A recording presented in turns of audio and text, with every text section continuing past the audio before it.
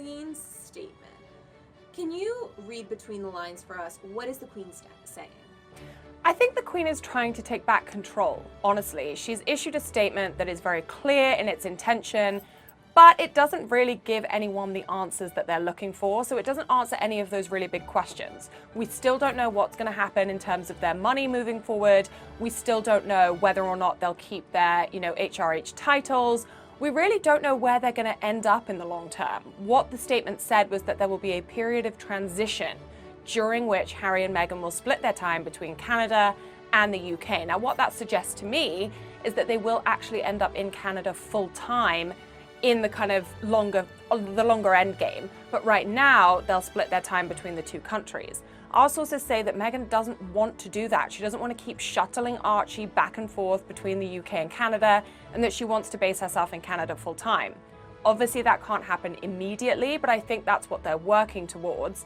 And the palace statement was very carefully worded in terms of not giving anything kind of immediate, concrete significance, if that makes sense. So they weren't saying, this is what's going to happen forever. They're saying right now, this is what Harry and Meghan are going to do, and we're going to keep working towards an eventual resolution that keeps everyone happy.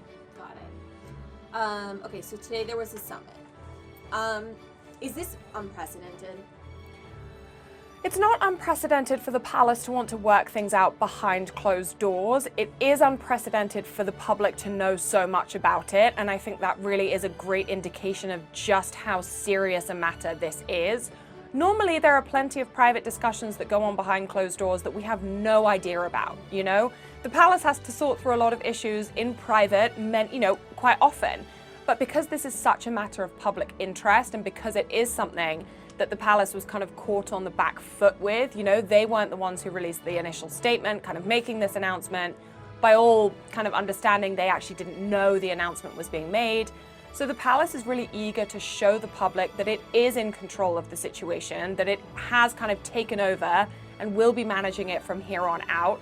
And so I think all of these kind of tidbits of information that we're getting regarding who's at the summit, when it's happening, that's all kind of action being taken on the palace's part to say, no, look, we have control over this now. We will be masterminding everything from here on out. Everyone stay calm. We've got this. Got it. Makes sense. Is the Queen's statement unprecedented?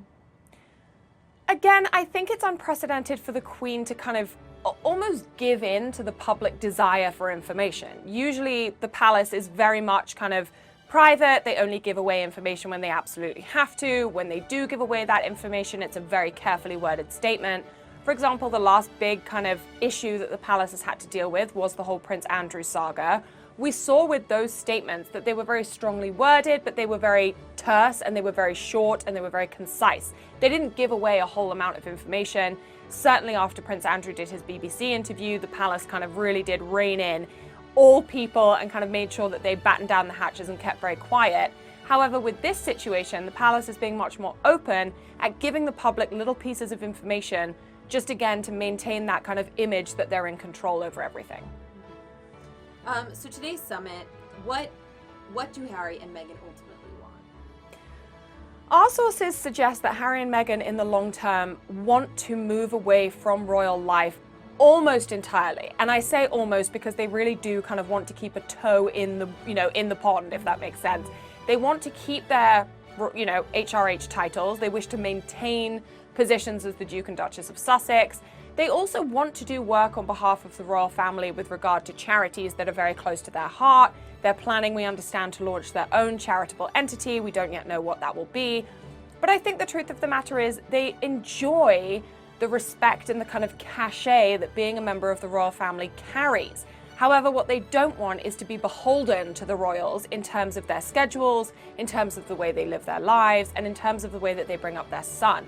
I think they want to be able to dictate much more what they do and who they share it with. They really want the opportunity to pick and choose members of the media that they speak to, rather than working with the Royal Rota in the UK, which is a group of royal correspondents, each attached to different newspapers. At the moment, Harry and Meghan have no control over which members of the press have access to them. That's something that they're really eager to change moving forward.